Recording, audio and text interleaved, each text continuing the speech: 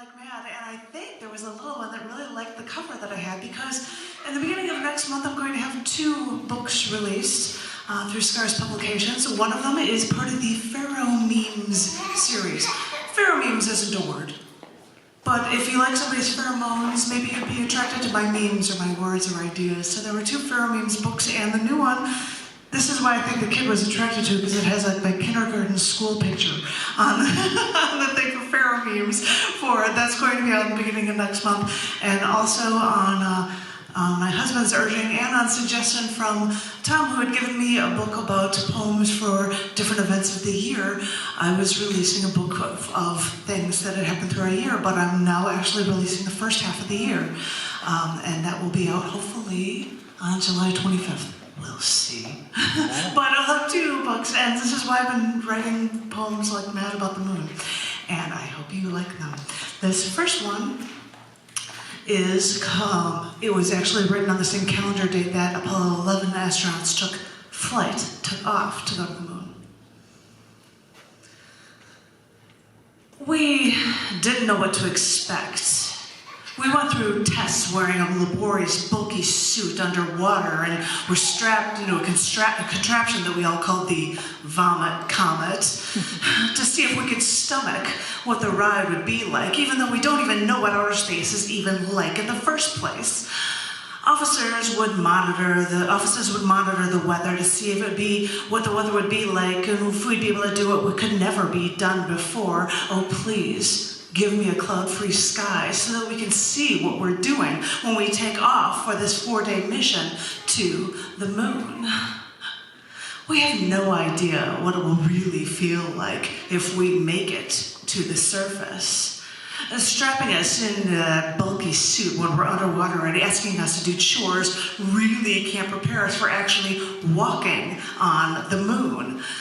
With lower gravity, will it be easier to hop instead of laboriously walk like we do here on Earth, with one foot in front of the other, each earthly step more and more there to make sure that we don't fall?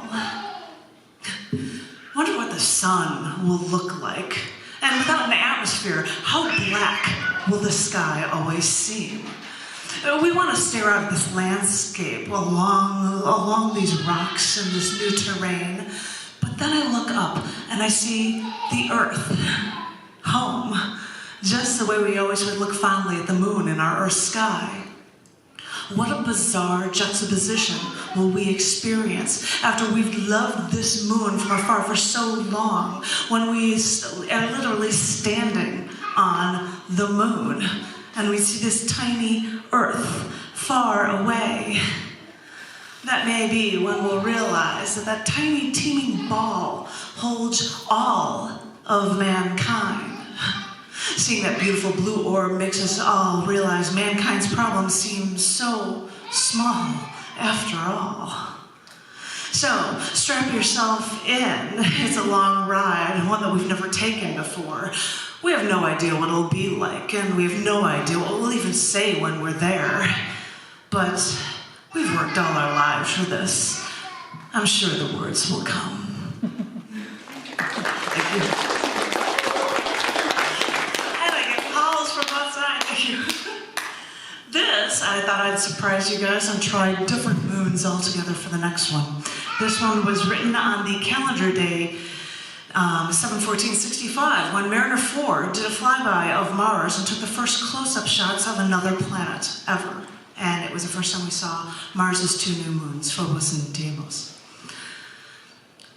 We look up to the stars and we reach out in any way we can imagine so we can learn anything there is out there. If the best way to do that is to send an unmanned spacecraft to the next planet to do a flyby and snap a few photos, then sure, that's what we'll do. We'll ship our ship to our nearest sibling and finally see the red planet, Mars.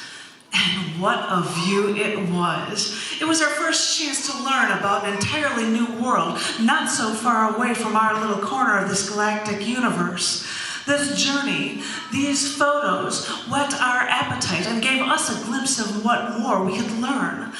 And that ship, in future study, brought into our focus 2 more moons to unravel, discovering Phobos and Deimos, 2 tiny orbs with the opposite fate of our own moon. Now, these 2 moons are asteroid size and spin so close to Mars that we could barely see them. In mythology, Phobos is one of twin sons of the god of war, Ares, Mars in Roman, and of these brothers, Phobos means fear, and Deimos, flight. And unlike our moon, these moons do not fear their planet, as our moon's orbit pulls our moon away from Earth with every single orbit. But Mars asteroidal moons actually pull closer to Mars, so their fate will eventually be an epic collision with Mars that probably took it in the past, so they'd be their moons.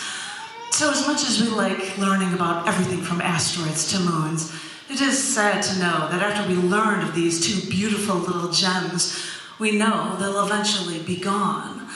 So the only choice we have is to continue to look and continue to learn everything we can about these 2 precious Mars moons before they're gone, while we still have the time and we have the opportunity to find more there to fall for.